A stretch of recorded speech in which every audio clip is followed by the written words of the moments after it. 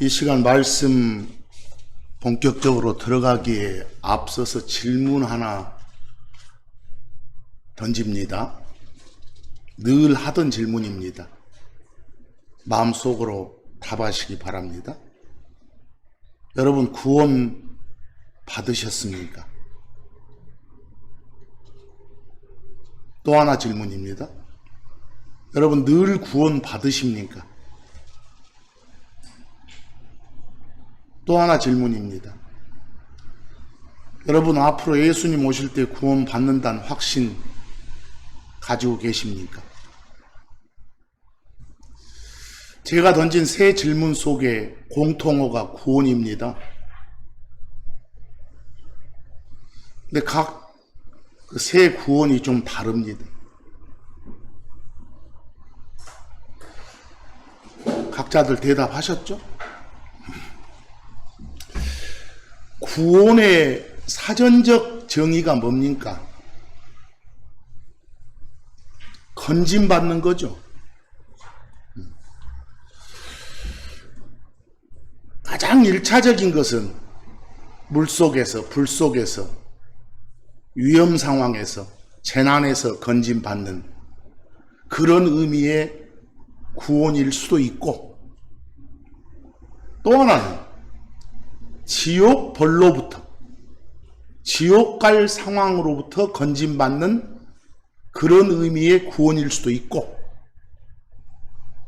또 썩은 몸으로부터 건짐받는 그런 의미의 구원일 수도 있습니다. 아까 제가 말한 그 세 질문 속의 구원들이 다 각자 달라요. 이런 여러 가지 구원 중에서 특히 성경이 중요시하는 게 뭡니까? 바로 지옥 벌로부터 건짐받는 그런 의미의 구원하고 썩은 몸으로부터 건짐받는 그런 의미의 구원입니다. 그렇죠? 그러니까 그냥 구원하면 어떤 건지 구분이 안 되니까 혼동을 없애기 위해서 흔히들 수식어를 사용해서 표현하지 않습니까? 지옥 벌로부터 건짐받는 그런 의미의 구원을 일명 혼의 구원, 썩은 몸으로부터 건짐받는 그런 의미의 구원을 몸의 변화, 몸의 구속 또는 몸의 구원 이렇게 칭하죠. 근데 둘 중에서 지옥 벌로부터 건짐받는 거 일명 뭐요? 혼의 구원을 받으면 썩은 몸으로부터의 구원, 몸의 변화, 여러분이 부활이라고 말한 그것은 자동으로 보장돼요. 혼의 구원을 받은 사람에게는 자동으로 썩은 몸으로부터의 구원은 받아요. 그러니까 보다 중요한 구원은 일명 뭐예요? 혼의 구원이잖아요. 즉 지옥벌로부터 건짐받는 그런 구원이잖아요. 지금 제가 이렇게 말하고 있는 것들의 핵심 주제가 뭐예요? 혼의 구원이에요. 여러분, 혼의 구원을 어떻게 받아요? 예수를 주 하나님으로, 예수를 죄들에서 이렇게 건져내는 그런 구원자 그리스도로 받아들이면 되잖아요. 각자가. 그게 바로 혼의 구원이란 주제에 대해서 하나님이 만들어 놓은 뭐예요? 법이에요. 하나님이 만들어 놓은 원칙이에요. 하나님이 만들어 놓은 법칙이에요. 그걸 가리켜 혼의 구원에 관한 하나님이 주신 교리라고 해요. 영어로 doctrine 또는 doctrine 그래요. 그 독트린, 닥트린을 한국말로 바꾸니까 뭐라고요? 교리 그런 거예요. 교리. 그래서 제가 거기 인쇄물 맨 위에 이미 배웠던 거 복습이라고 적어놨잖아요. 에베소서 2장 8절에 너희는 구원을 받았다 이렇게 돼 있고, 베드로전서 1장 5절에 너희는 구원이 준비되어 있으니까 앞으로 구원을 받을 것이다 에 해당됩니다. 에베소서 2장 8절에 구원은 일명 뭐예요? 혼의 구원입니다. 베드로전서 1장 5절의 구원은 몸의 구원, 몸의 변화, 말 그대로 부활입니다. 구별되시죠? 반면에 그 밑에 사도행전 15장 1절에 할례를 받아야 구원을 받는 것이다 라는 기록. 물론 이때 구원은 할례를 받아야 지옥벌 상황에서 건짐 받는 거다 이 말입니다.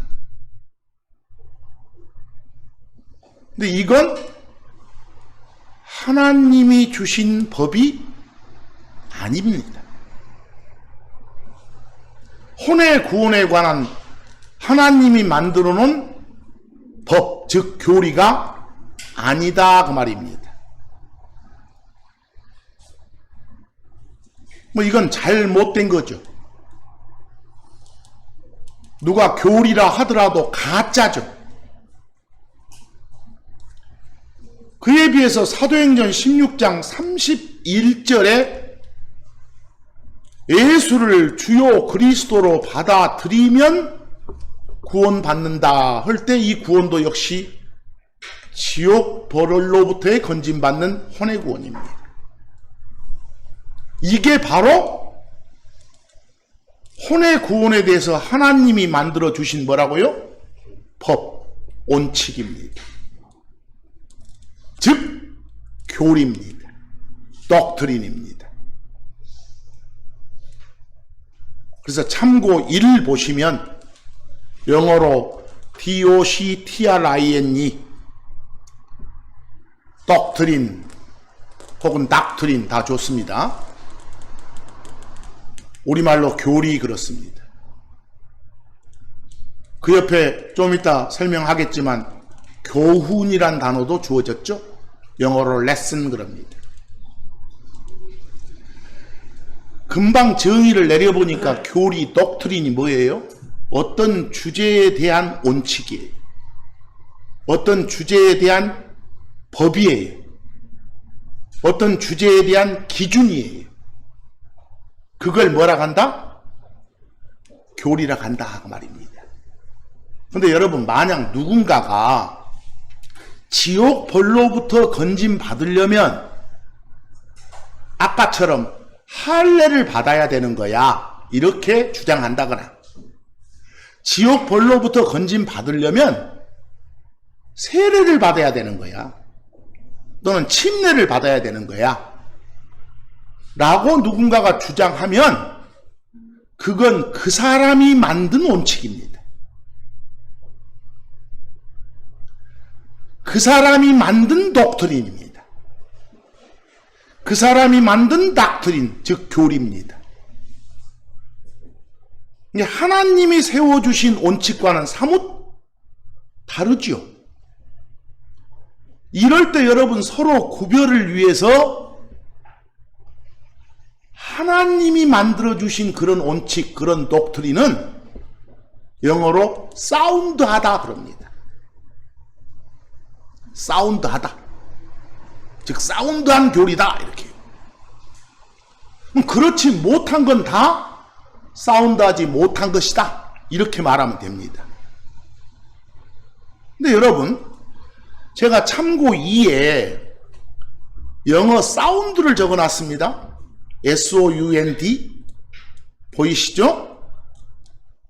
이거 흔히 아는 뜻은 무엇을 아는 소리죠? 성경에 그런 소리란 뜻으로도 자주 쓰입니다.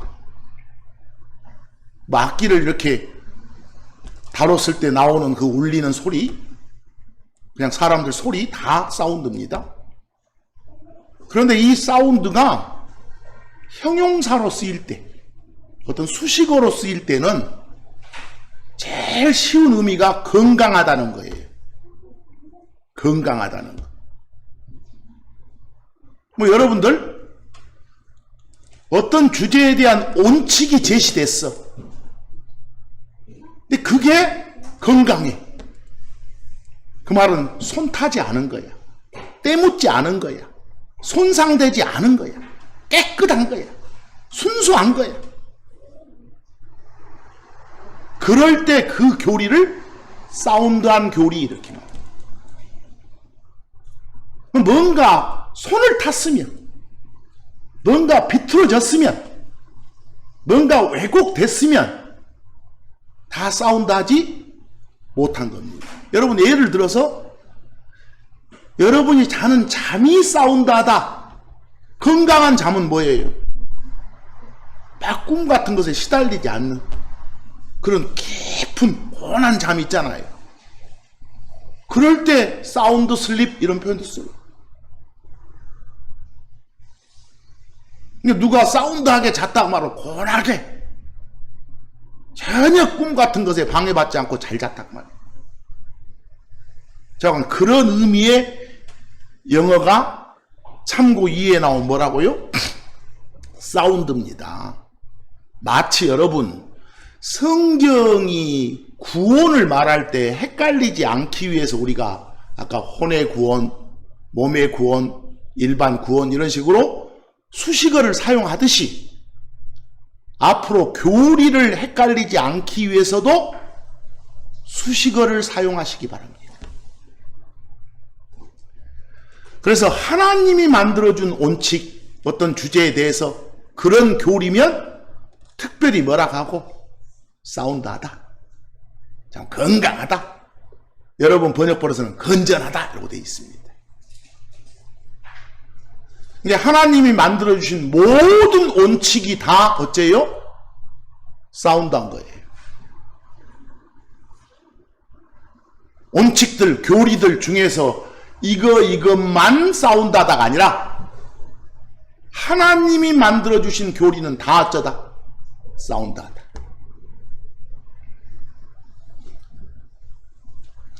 디모데후서 1장 13에서 14절 말씀을 보면 여러분 지금 하나님의 교리를 제가 언급하고 있는데 교리는 곧 말씀이에요. 근데 그 말씀의 내용이 어떤 주제에 대한 법이요. 그럴 때 특별히 그 말씀을 뭐라고도 교리라고도 표현하는 거예요. 독트린 이렇게.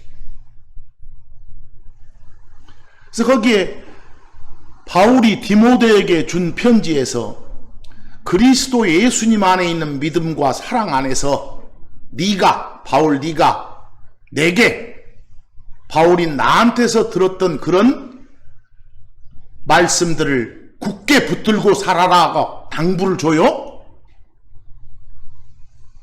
거기에 말씀들의 수식어가 뭐예요? 사운드예요. 결국은 제가 지금 언급하고자 하는 교리가 곧 말씀이에요. 특히 말씀 중에서 어떤 주제에 대한 원칙이면 교리 그래요. 그리고 그게 하나님이 주신 거면 다 뭐라고요? 사운드하다 이렇게 할 수 있고. 말씀이 곧 독트린 교리구나. 그리고 하나님이 주신 교리는 다 사운드하구나. 손타지 않았구나. 혹시 성경이라고 기록된 책 속에 어떤 내용이 손탄 거라면 그건 하나님의 교리가 아니겠잖아요. 오염된 거니까. 거기 디모데전서 1장 9절에서 10절 말씀을 좀 보기 바랍니다. 디모데전서 1장 9절에서 10절. 거기 첫 줄에 법 나와요. 율법. 영어로 LAW law 나오죠. 법? 그냥 법은 법률 그럴 수도 있고 뒤집어서 뭐라고요? 율법 그럴 수도 있어요. 이상하게도 우리 한국의 기독교인들은 율법 그러면 저 모세 쪽만 생각하고 일반 법 생각 안 하면 안 돼요? 다 해당돼요. 근데 성경에 여러 법이 주어져 있어요. 여러 원칙이 제시되어 있어요. 여러 교리가 제시되어 있어요. 왜요? 거기 법이라는 건 어째요? 의로운 사람 때문에 만들어진 거 아니에요. 법을 무시하고 사는 사람, 순종치 않고 사는 사람, 하나님 뜻을 따르지 않는 사람, 죄인들, 깨끗이 못한 사람, 이런 등등의 사람들을 위해서 만들어진 게 뭐라고요? 법이에요. 그런데 저 10절 끝에 가보세요. 아까는 율법, 법이라고 표현했던 자리에 건전한 뭐라고요? 교리라고 해놨어요. 그 하나님이 주신 원칙, 하나님이 주신 교리, 하나님이 주신 그 법에 역행하는 일이 없도록 하라. 그런 일이 없도록 하기 위해서 뭘 만들었다? 법을 만든 거다 그 말입니다. 그런데 그 법은 하나님이 만들어주신 법이니까 싸움도 합니다. 건강하고 건전해요. 손 타지 않았으니까. 그래서 그 말씀에 의하면은 법 이퀄 뭐다? 교리, 말씀. 다 같은 것의 다른 표현이에요. 여러분, 아까 제가 하나님이 만들어주신 교리가 있고 그렇지 못한 교리가 있다 그랬잖아요. 근데 그 둘을 구분하기 위해서 수식어를 사용하라고 권장했잖아요. 성경에서도 하나님이 만드신 교리는 흔히들 참고 3처럼 수식어들이 사용되어 있습니다. 그 참고 3에 보면 건강하다, 건전하다, 사운드하다 이런 수식어, 또 굿, 좋다, 선하다 라는 수식어, 또 그리스도께 속한 거다 라는 수식어 보이죠? 또 너희에게 전달, 이거 말하면 우리가 전달 받은 것이다 라는 거, 또는 우리가 배웠던 것이다 라는 거, 거기 너희가 배운 교리 그랬으니까. 그 다음에 하나님 거라는 거, 하나님의 교리 그랬으니까. 또 끝에 구원자이신 우리 예수 그리스도 거라는 거, 이런 수식어들이 붙어 있으면 그 교리는 진짜를 말합니다. 손 타지 않은 걸 말합니다. 아시겠죠? 반면에 참고 4처럼 마귀들 것이다, 강교한 술수, 어떤 속임수 때문에 이렇게 나타난 것이다, 발람 것이다, 니골라당 것이다, 이단에 속한 것이다, 이상한 것이다, 뭔가 다른 거다, 또는 바리새인들 것이다, 사두개인들 것이다. 보이시죠? 사람들이 만들어서 명령처럼 쓰는 것이다, 이런 등등의 뭐가 붙어 있으면, 수식어가 주변에 보이면 이건 가짜구나. 간단히 말하면 사운드하지 못한 것이구나. 이렇게 이해하시면 됩니다. 그러니까 그런 수식어 없이 그냥 뭐라고만 나오면, 교리라고만 나오면 전후 문맥을 잘 살피어서 판단하시고요. 잘 판단하셔야 됩니다. 여러분, 지금 제가 말하는 교리와 교훈은 달라요. 그냥 생뚱맞은 그냥 소리를 하나 하랍니다. 승가, 불교의 도를 닦으면서 하는 사람들 집단을 승가라고 하잖아요. 승가에 입문하려면 머리를 빡빡 밀어야 된다. 이런 건 불교라는 종교의 원칙이에요. 다시 말해서 그쪽에 뭐요? 독트린 교리라니까. 또 예를 들어서 여러분들 상가에 가잖아요. 상가에 조문 가잖아요. 조문. 근데 조문 가서 이렇게 보통 절을 2번 하잖아요. 그럼 그렇게 해야 된다라는 법은 유교법이요. 다시 말해서 유교의 교리요. 그런데 자칭 크리스천인 어떤 국회의원 후보자가, 출마자가 가서 그걸 안 지켰어. 안 했어. 그랬더니 그 주변에 막 노인들이 막 싸가지 없다고 해. 예의 없다고. 그럼 막 그 소문 퍼뜨려고 낙선했어. 그 뒤에 이 후보자가 그런 앞으로 다시 당선되려면 그 유교법을 따라야 되겠구나. 이런 어떤 마음의 깨우침이 왔어. 그런 깨우침을 뭐라고? 교훈이라고 한 거예요. 거기서 그런 교훈을 얻었다 그러잖아요. 또는 상가 조문할 때 절하면 안 돼. 이런 건 기독교의 원칙이요. 기독교의 교리요, 그것은. 근데 아까 그런 후보자가 절하고 왔다게 해봐. 그랬더니 나중에 양심이 찔려.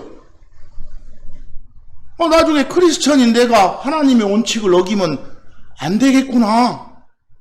이런 깨달음이 그 사람한테 와. 그때 생기는 그 깨달음을 뭐라고 한다고요? 교훈이라고 한 거예요. 전혀 다르죠? 이게 교리는 원칙이고 법이요. 교훈은 그 원칙을 지키거나 어겼을 때 생기는 깨달음이고.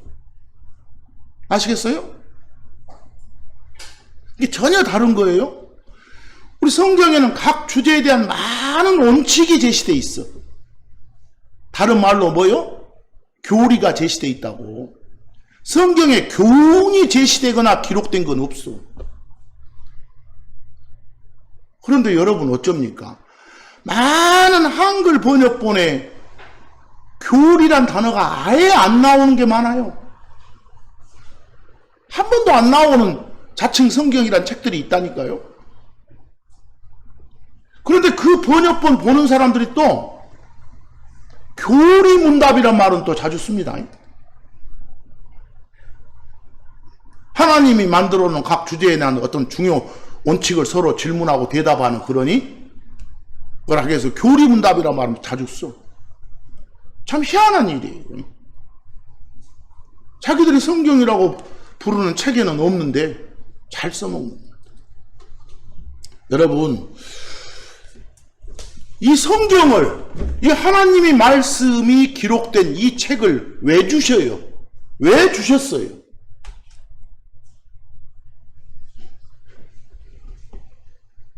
디모데후서 3장 16에서 17절 말씀 좀 보실랍니까? 거기 디모데후서 3장 16에서 17절, 모든 성경, 모든 기록, 이 안에 기록된 모든 말씀을 말합니다. 이건 하나님의 영감, 하나님의 숨이 들어있다는 거예요. 이제 이 속에 들어있는 단어 하나하나는 다 숨쉬어, 살아있어. 그래서 생명의 말씀 그러잖아요. 또 뭘 위해서 주신 거라고 그 뒤에 영어로 for doctrine, 교리를 위해서. 제일 먼저 교리를 위해서 주신 거라니까.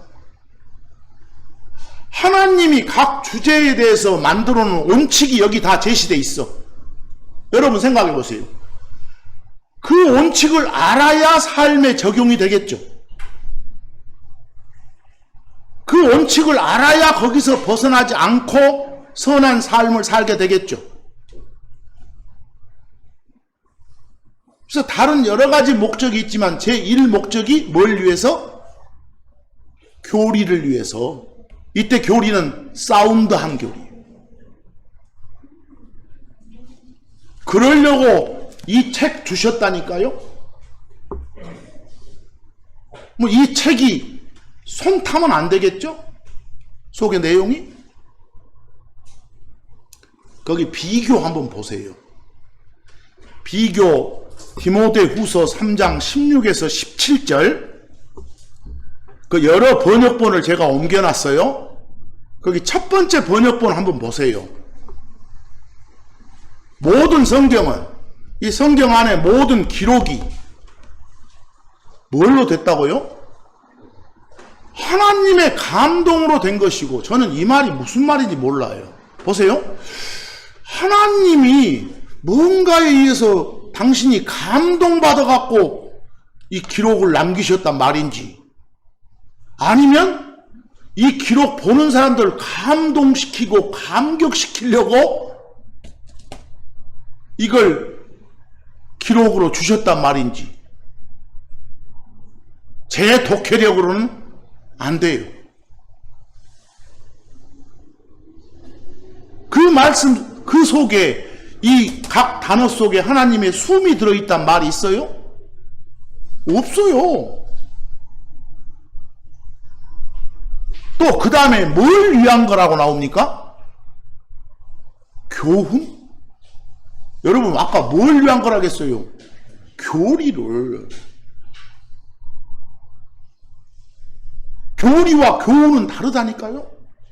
교리는 어떤 주제에 대한 법이고 원칙이요, 잣대요. 교훈은 그 잣대를 지키거나 안 지키거나 좌우간 나중에 어떤 깨우침이나 깨달음이고 전혀 달라. 그래서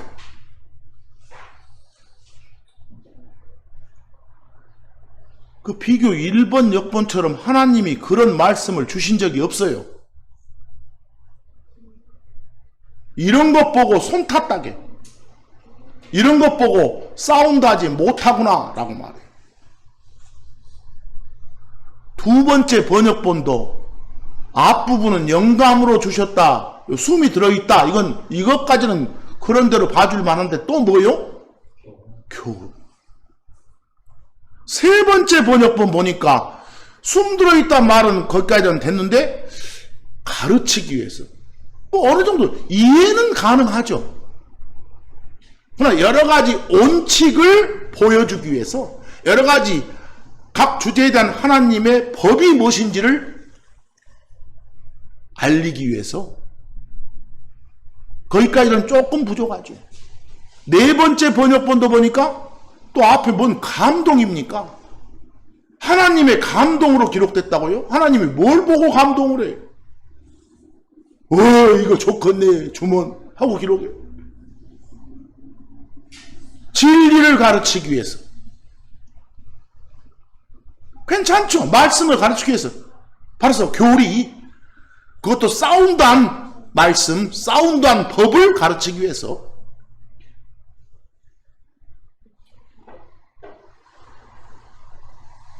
뭐 어느 정도까지는 봐줄 수 있겠죠. 그러나 여러분, 거기에 나온 번역본들 다 흠점들이 있잖아요. 손 탔잖아요.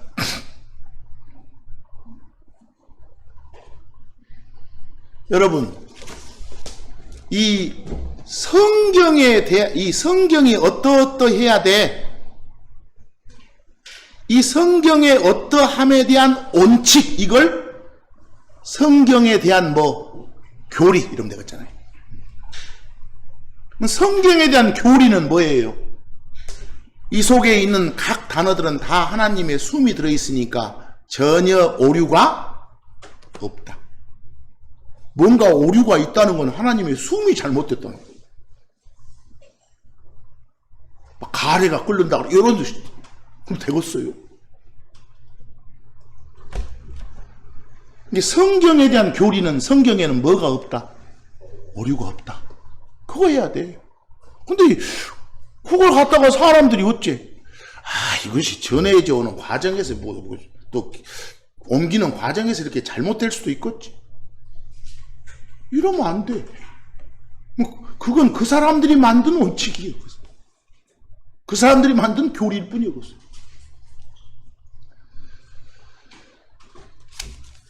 예를 들어서 여러분 그 참고 5좀 한번 봐보세요. 이거 한번 꼭 좀 말씀을 드리고 싶었는데 잘 들으셔야 됩니다. 거기 참고 5 창세기 2장 5절에서 7절이에요. 여러분 보세요. 성경 요 속에 66권 중에서 맨 앞에 책이에요. 맨 앞에 책인 창세기 중에서도 앞부분이에요. 2장이면 50장이나 되니까 거기서 기록된 부분이 한번 보세요. 자, 거기 제가 질문 하나 던집니다. 첫사람 아담 만들 때 그 주변이 황무지였습니까? 첫사람 아담 만들 때 그 주변이 황무지였냐 이 말입니다. 아니었습니다. 자, 이제 거기 참고 5의 1번 번역본 여러분의 독해 실력을 동원해서 한번 독해하기 바랍니다. 거기 4절 땅에는 아직 들에 덤불이 하나도 없었답니다. 아직 들에 들풀 한 포기도 돋아나지 않았답니다. 이게 바로 뭡니까? 황무지입니다. 또 주 하느님께서 비도 주시지 않았다고 합니다. 또 땅을 일굴 사람도 없었다고 합니다. 근데 그 황무지인 땅에 안개는 피어 올랐다고 합니다. 5절에 그 다음 6절에 보니까 그때 그런 상황에서 주 하느님께서 뭘 만드셨다고요? 흙으로 사람을 만드셨답니다. 거기다 숨을 불어넣었더니 생명체가 됐답니다. 여러분들 1번 번역본 보니까 이 사람 주변이 뭐예요? 황무지 아닙니까? 황무지.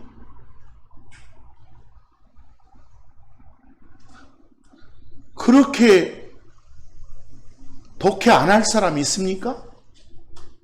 두 번째 번역본도 한번 보기 바랍니다. 비가 없었다. 땅 갈 사람 없었다.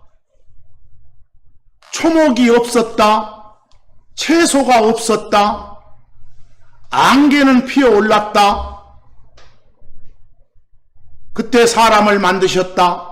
내용 보이십니까? 황무지에 사람을 만들어요. 그런데 땅의 흙으로 사람을 만들어 갖고 거기다 생기를 코에다 넣었다는데 생기가 뭐요? 저는 생기가 뭐인지를 모르겠어요. 숨을 넣었다고 하면 모를까? 또 생기까지는 그런 대로 간다고 하는데 또 생명이 무엇이다요? 그 말이 뭔지도 모르는데 또 입으로는 달달달달 하는 사람들이 있어요. 또라이죠. 세 번째 번역본 한번 봐보세요. 비가 없었다. 사람 없었다. 나무가 없었다. 풀 한 포기도 없었다. 땅에서 물은 솟아올랐다. 사람 만들었다. 나와요? 황무지에 만들었는데요. 네 번째 번역본도 비가 없었다. 사람 없었다. 나무나 풀이 없었다. 채소가 없었다. 증기는 있었다. 사람을 만들었다. 만들기는 만들어 뭔 생기를 또 넣었다 그러는데 뭐인지 모르겠어요. 역시 황무지에 만들었답니다. 나오시죠? 자, 다섯 번째 번역본 뭡니다. 들의 모든 초목이 땅에 있기 전에, 이 말은 나무가 땅에다가 이렇게 뿌려가지고 이렇게 다 자라기 전에 이미 나무를 만들었고, 들의 모든 채소가 자라기 전에 다 자라가지고 바로 그냥 상추쌈 할 수 있을 정도, 그러기도 전에 완전한 채소를 만드셨다고 나옵니다.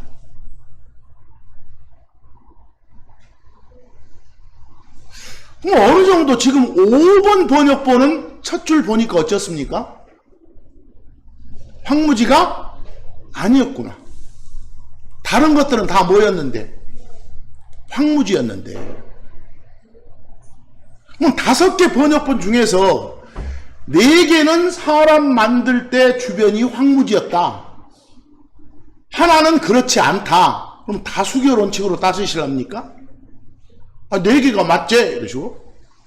아니잖아요. 여러분, 거기 참고 6 좀 보세요. 참고 6. 참고 6하고 그 밑에 참고 7하고 있어요. 먼저 참고 7을 갑니다. 잘 들으셔야 됩니다. 참고 7 가보니까 이미 창세기 1장에서 2장이 아니라 어디서요? 1장에서 12절과 13절을 보시면 채소를 만들었고 나무를 만들었다고 나옵니다. 13절에 몇째 날? 셋째 날. 셋째 날 완성된 채소, 다 자란 채소, 완전히 그냥 따먹기만 하면 되는 다 자란 나무를 만드셨다고요. 몇째 날? 셋째 날. 근데 쭉 내려가서 창세기 1장 27에서 29절과 31절을 보니까 이제 3일 지나서 6째 날 상황이 나옵니다. 그 6째 날 보니까 27절 사람을 만드셨어요. 28절 복을 주셨죠. 29절 보니까 이미 며칠 전에 만들어 놓은 채소와 나무까지 음식으로 주셨어요. 지금 읽으십니까? 이미 그 전에 만들어 놓은 것. 그럼 결국은 이 만들어진 사람이 그냥 제대로 살 수 있는 주변 환경을 완벽하게 구성해 놓은 다음에 6째 날 사람을 만드셨다. 이 내용이 아까 본 모든 번역본에 다 나옵니다. 창세기 1장에 어느 번역본이나 다 이렇게 셋째 날 완성된 채소와 완성된 나무를 만드셨다. 3일 지나서 6째 날 사람 만드시고 나서 그것들 다 사람에게 주셨다. 사람 만들 때 주변이 황무지가 아니었구나. 그런데 2장을 딱 봤더니 아까 황무지에다 만들었다 이런 내용들 나왔죠? 손 탔죠? 손 탔죠? 썩었죠? 그런데 그놈 있고 와, 대단하시다 해서 이해되십니까? 이게 이해되시냐고요. 여러분 거기 한번 참고 6을 한번 가봅니다. 참고 6을 제가 참고 6 밑에다가 그 영어 공부해가지고 English Study라고 해서 적어놨어요. 그거 나중에 시간 나실 때 보세요. 자, 참고 6 보세요. 참고 6을 가면 그 창세기 2장 4절에서 6절까지를 요약을 제가 해놨어요. 4절에 하나님이 만드셨다고 나와요. 무엇을요? 땅을 만들고 하늘들을 만드셨다고 4절에 나와요. 그리고 5절로 이어져요. 그 5절로 같은 내용이 이어진다는 게 이제 5절 앞에 end가 있어요. 영어로. 또 5절에 가서 뭘 만드셨다고? 나무, 플랜트를 만들고 허브, 채소를 만드셨다고. 이미 아까 창세기 1장 내용 보니까 완성된 나무, 완성된 채소를 만드셨다고. 뭐 여기서 여러분이 궁금증이 와. 아니 완성된 나무, 완성된 채소를 만들었다고 5절에 나오는데 그 옆에 제가 뭐라고 적어놨어요? 바로 안에 보세요. 피도 없고 사람도 없는데 어떻게 완성된 나무, 완성된 채소를 만들었지? 이 궁금증을 그 뒤에다 풀어주는 거예요. 그 뒤에 뭣도 없고 비도 없었고 또 뭣도 없었다. 사람도 없었다. 하지만 나대의 법비예요. 비도 없었고 사람도 없었지만 뭐가? 그 미스트 안개가 수분 공급을 해줬기 때문에 그 만들어주신 완성된 나무와 채소가 생생하게 잘 지탱이 됐다 이 말입니다. 이 독해하시겠어요? 자, 그 밑에 잉글리시 스터디라고 한번 보세요. 제가 우리 킹제임스 성경에 뭐라고 나왔는가? 자, 4절에서 The Lord God, 하나님께서 made, 만드셨습니다. 뭘 만드셨어요? 1번 earth, 땅을 만들고 heavens, 하늘들을 만드셨습니다. 여기로 끝난 게 아니라 이제 5절로 이어집니다. 또 만드셨습니다. 뭘 만드셨어요? 거기 동그라미 3번에 플랜트가 뭐라고요? 나무, 초목을 만드셨습니다. 그리고 쭉 가서 4번 뭐요? 허브, 채소를 만드셨습니다. 뭐 여기서 궁금증. 아니, 완성된 나무와 완성된 채소, 비도 없고, 응? 사람이 없는데 어떻게 만드셨을까? 거기 4라고 나와요? 그 뒤에 제가 빨갛게 해놨어요. 낫하고 벗을. 낫 A 법비예요. 그 낫에 걸리는 레인, 비가 없었어. 낫에 걸리는 맨, 사람도 없었어. 법, 6절이 법. 하지만 그런 건 없었지만 법, 하지만 해놓고 법 뒤에 미스트 뭐가? 안개가 워러드 수분 공급을 해줬기 때문에 바로 그런 내용이 창세기 2장 4절에서 어디까지요? 6절까지. 그런 분위기, 그런 환경을 다 해놓고 나서 7절에 이제 뭐라고? 하나님이 뭘 만드셨다고? 사람을 만드셨다. God formed man, 이렇게 지으셨다. 사람을, 이렇게 나와요. 바로 여러분, 황무지에 사람 만든 게 아니라 어째요? 제대로 살 수 있도록 다 환경 조성해놓고 사람 만드셨다. 6째 날. 여러분이 보는 번역본이 성경입니다. 뭐 손 탔죠? 아까 본 것들 오류가 있죠? 성경에는 뭐가 없다가 성경에 대한 교리인데, 오류가 없다가 성경에 대한 교리인데 그러면 되겠습니까? 이 구절을 언젠가 꼭 한번 해드리고 싶었는데 지금 말하는 겁니다.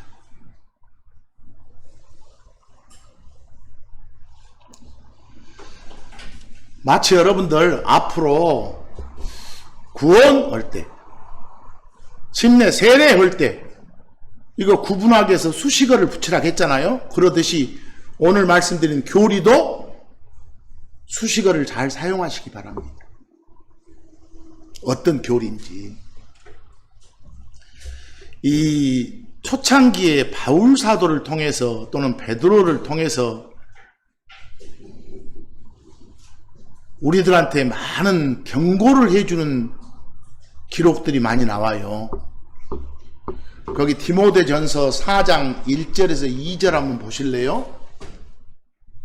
디모데전서 4장 1절에서 2절. 여기 하나님이 해주신 말씀이 나와요. 성령이 해주신 말씀이. 마지막 때, 여러분들 마지막 때라든가 또는 뭐 이 시대가 끝날 무렵 하면 언제예요? 자, 마지막 때란 말이 성경에 나오면 예수님이 오시는 거라고 한 게 있어. 오신 거라고. 뭐 2000년 전에 오셨죠? 그때도 마지막 때예요. 앞으로 오시죠? 곧 오시죠? 그러면 지금도 마지막 때예요. 우리가 사는 이 시대에다 적용하면 돼. 그때 가면 어떤 사람들이 생길 거라고. 마귀들의 교리들의 주의를 기울일 사람들이 생길 거라고. 그게 지금 디모데전서 4장 1, 2절 말씀이에요. 여러분, 교리인데 어떤 교리? 마귀들 교리. 어떤 주제에 대한 원칙인 것 같은데 사운드하지 못한 것.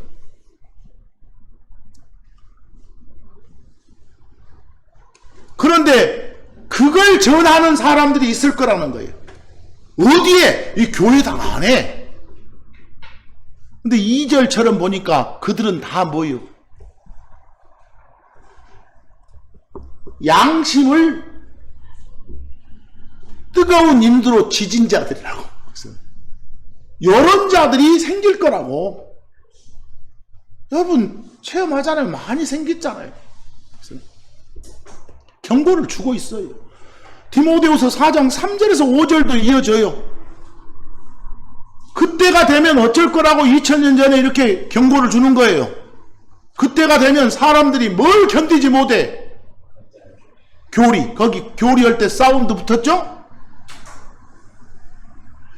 진짜 하나님의 원칙, 진짜 교리를 견디지 못할 사람들이 생긴다고.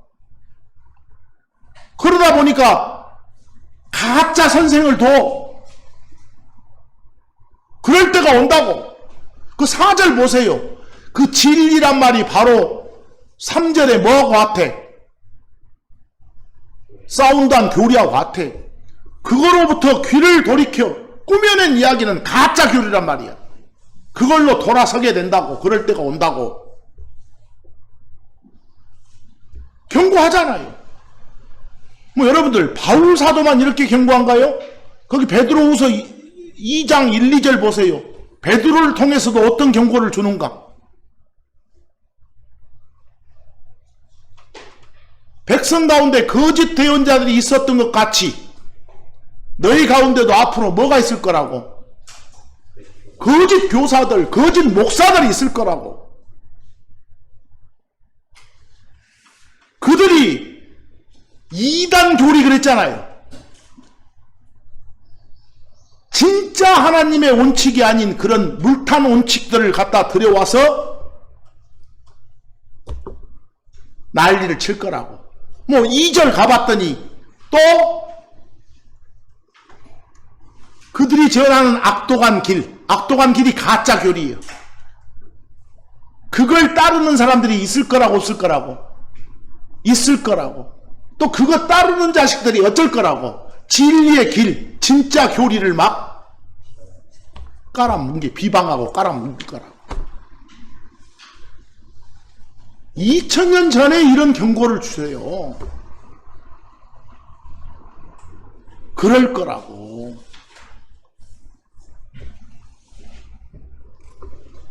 교리가 얼마나 중요한지 아시겠어요? 참고 8 좀 보세요. 참고 8. 요한 2서 7절, 9절에서 10절 말씀 보세요. 요한 사도가 기록할 이 당시 1세기 말 이쯤에도 이 내용이 사실이지만 아까 베드로나 바울 사도를 통해서 주신 경고 말씀 보니까 우리가 사는 이 시대에도 적용되는 말씀이에요. 속이는 자들이 세상에 많이 들어와 있다고 합니다. 사기꾼들이 많이 들어와 있다고. 근데 그 사기꾼들은 전부 어쩐다고 나옵니까? 예수 그리스도께서 육체 안에 오신 것을 시인하지 않는답니다. 우리가 섬기는 그 예수가 하나님 맞다. 구원자 그리스도 맞다. 이걸 받아들이지 않는데요. 어떻게 신이 사람이 돼서 온다요? 이렇게 태클을 건다는 거예요. 그런 놈들이 있다고 말이에요. 근데 혹시나 그런 자들이 있으면 그런 자들은 전부 다 뭐라겠어? 이런 자가 속이는 자, 좋은 말로 디시버 속이는 자고 그냥 쉬운 말로 사기꾼입니다. 그리고 적그리스도입니다.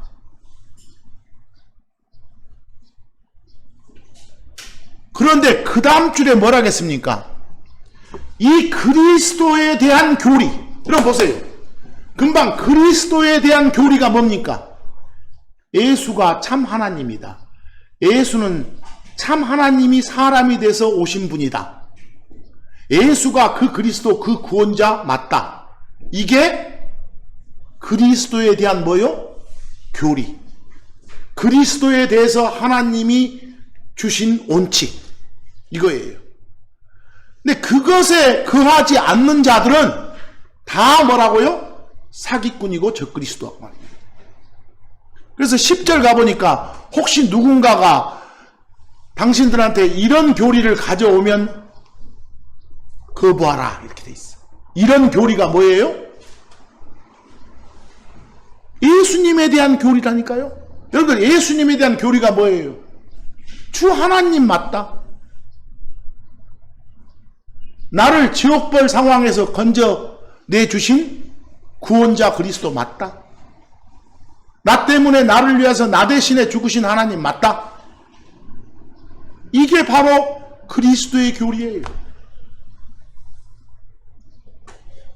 이런 것들을 부인하면 안 된단 말입니다. 그러면 예수가 그냥 하나님은 하나님인데 그냥 만들어진 하나님, 이것도 안 된단 말이에요. 물 탄 거니까. 참 하나님이라.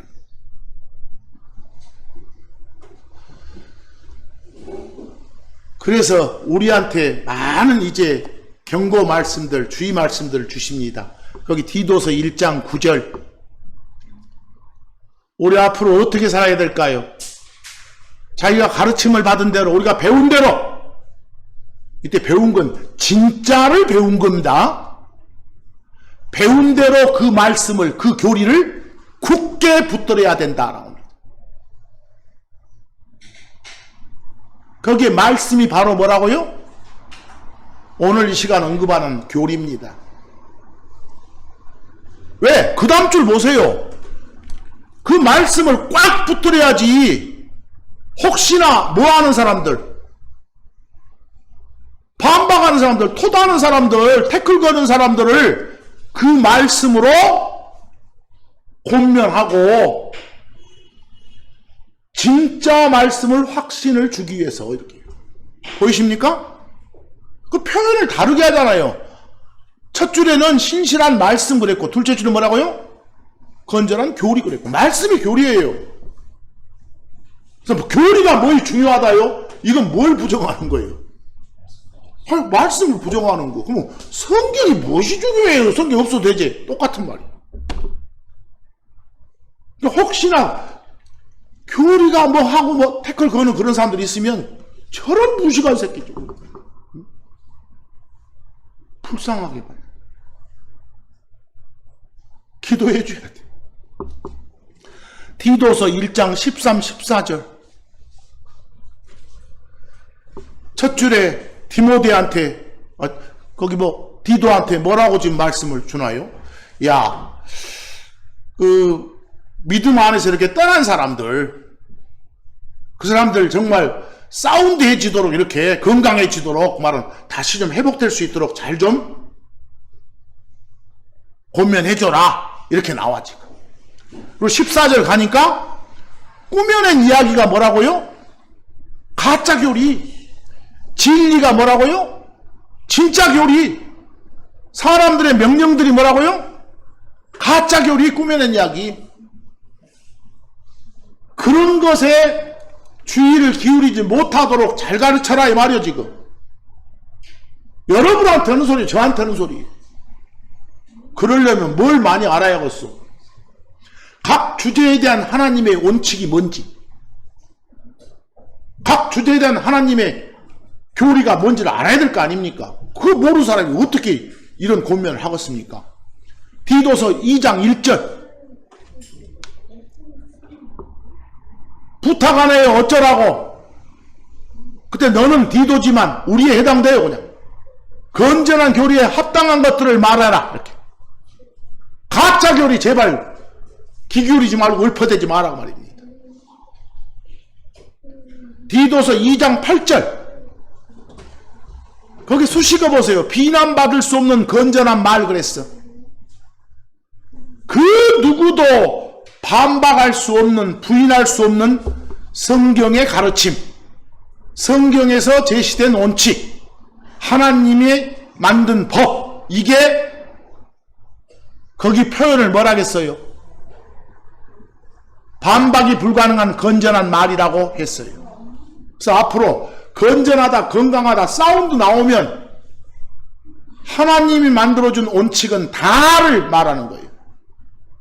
그 중에 일부만 말하는 거 아니에요. 디모데전서 4장 6에서 7절 보세요. 디모데한테도 부탁을 안 해요. 바울이. 거기 선한 교리 나옵니까? 그 닥트린, 좋은 교리, 착한 교리, 그게 아까 뭐요? 사운드한 거, 손 타지 않은 말씀, 그게 말씀들이라니까? 그게 뭐라고 반대되는 거? 꾸며낸 이야기들하고 반대 개념, 가짜 교리하고. 뭐 진짜 교리로 이렇게 성장한 그런 선한 사역자가 되라고. 그 7절처럼 보세요. 특히 또 여자분들은 기분 나쁘겠지만 그 여자들 말하잖아요. 속되고 늙은 부녀들의 꾸며낸 이야기들 거부해라. 요즘 대부분 어디 가서 또 막 꼬시는 거 혹시 우리가 뭐 환란을 어째 헛소리 뭘 지켜야 지옥 안 가요 하는 소리들. 그런 묘한 것들 다 누가 많이 전해요? 남자보다는 여자들이 많이 전한 것 같아. 확률적으로 그런 것 같아. 이걸 이미 이렇게 경고를 주고 있다니까요. 그럴 줄 아셨거든 하나님이. 그럴 줄 아셨거든. 이럴 줄 아시고 첫사람 만들 때도 남자를 먼저 만듭니까? 여자 먼저 만들어 놓으면 또 어쩌겠어. 이렇게 만드시오 저렇게 만드시오 또 할 것 같으니까 이미 다 이렇게 아셨단 말이에요. 그 디모데전서 4장 13, 16절 그러니까 어쩌라고? 무엇에 주의를 기울이라겠소? 교리. 이때 교리는 하나님의 참교리라니까요. 알겠어요? 진짜 교리, 수식어가 없어도 그것에 주의를 기울이고 살아라고. 우리한테 해주는 말씀이라니까요. 우리한테. 여러분 참고 구전 보세요. 하나님께 감사합시다. 하나님께 감사하리로다. 어떤 점을 감사해요? 거기 여러분과 제가 죄의 종이었지만 너희에게 전달되는 교리, 우리한테 전달되었던 교리가 뭡니까? 예수를 믿어라. 예수를 주 하나님으로 받아들여라. 예수를 그리스도로 받아들여라. 예수가 너 때문에 너를 위해서 너 대신에 모든 죄를 덮어섰다는 걸 인정해라. 그러면 너는 지옥불 상황으로부터 건진받는다. 바로 이게 여러분과 저한테 전달됐던 뭐요? 교리입니다. 교리. 말씀. 그 원칙. 그 법. 그것에 우리가 어쨌다고?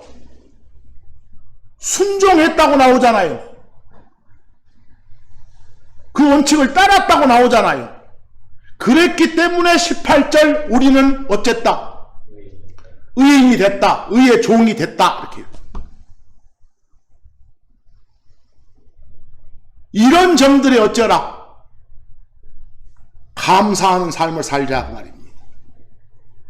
여러분, 바로 거기서 말한 교리는, 너희에게 전달된 교리는 구체적으로 말하면 어떤 교리요? 아까 오늘 제가 맨 처음에 말했던 혼의 구원에 관한 교리라니까요. 혼의 구원에 대한 하나님의 원칙이라니까요. 이치라니까요. 그래서 앞으로 교리란 말은 어느 종교에서나 다 쓸 수 있습니다. 그 종교에서 만들어 놓은 어떤 주제에 대한 법칙 이치니까. 그러니까 성경 읽으실 때 교리 나오면 이건 하나님의 교리, 우리 기독교의 교리인지 아니면 다른 걸 말하는지 구분하세요. 그리고 교리건 구원이건 침례 세례건 다 수식어를 이용하세요. 함부로 전하시면 안 됩니다. 오늘 첫 시간에 질문 던졌잖아요. 우리는 구원 받았습니다. 혼의 구원을 말입니다. 늘 구원 받습니다. 내 안에 계신 성령께서 늘 나를 지켜주고 보호해주시고 위험 상황에서 건져내 주십니다. 늘 구원 받습니다. 일반 구원이죠. 앞으로 예수님 오실 때 구원 받는 거 확신합니다. 내 몸 바꿔줄 것, 몸의 부활, 몸의 변화 확신합니다. 이런 구분들 확실히 해서 전하시고 그냥 대충 구원 뭐라 하면서 이렇게 읊어대지 마세요. 정확히 해주세요. 여러분이 정확히 하실수록 이단이 안 생깁니다. 이단이 침투를 못합니다. 제발 히브리서 13장 9절 바울 사도의 부탁 말씀처럼 어쩌지 맙시다. 히브리서 13장 9절 앞부분만 제가 옮겼습니다. 어쩌지 말자고요? 여러 가지 이상한 교리에 끌려다니지 맙시다. 거기 이상한 교리 그랬잖아요. 그러면 가짜도 교리란 말은 쓸 수 있구나. 교리하면 진짜인지 가짜인지 이것부터 구분을 해야 되겠구나. 아까 제가 잠깐 부활 그래서 부활에 대한 교리는 뭐예요? 부활에 대한 하나님이 만든 법은 뭐예요? 몸이 썩은 몸에서 건져낸 것, 썩은 몸이 새로운 재질의 몸으로 바뀌는 것만 뭐라고 한다? 부활이라고. 근데 세상에서 말하는 부활은 다른 막 여러 가지를 부활이라고 하잖아요. 그거 아니야 성경은. 나중에 성경에서 막 에스겔서나 막 마른 뼈가 막 이렇게 막 된다, 이스라엘 회복을 말할 때 그걸 부활이라고 말하면 안 돼. 그냥 이스라엘의 회복을 약속해 준다 이런 식으로 해줘야지. 또 우리가 뭐 옛날 죄 속에서 죽었을 때 우리를 이렇게 다시 태어나게 해줬다, 이건 부활이 아니에요. 이것은 세상이 말하는 부활은 그런 부활일지 몰라도 우리가 성경이 말한 하나님의 원칙은 뭐라고요? 몸이 새로운 재질로 예수님 오실 때 바뀌는 거, 그것만 뭐라 하라? 부활하라 하라고. 제발 여러분들 용어 하나하나 잘못 쓰면 여러분 자신도 모르게 다른 길을 걷고 있는 거예요. 오늘 창세기 아까 2장 4절에서 6절 보세요. 그 많은 번역본들 그 독해도 안 되게 해놓고 그거 좋다고 어구감탕 막 감싸고 성경책 여러 거 다니죠. 그 속에 똥물이 들어있는지도 모르고요. 그래서는 안 되겠잖아요. 바른 성경 주신 요 킹제임스 영어 성경을 우리한테 주신 하나님께 감사드려야 돼요. 오류가 없습니다. 이번 한 주간도 바른 교리 안에 실천하는 삶을 사는 여러분과 제가 되기를 간절히 바라면서 오늘 말씀 여기서 마칩니다. 감사합니다.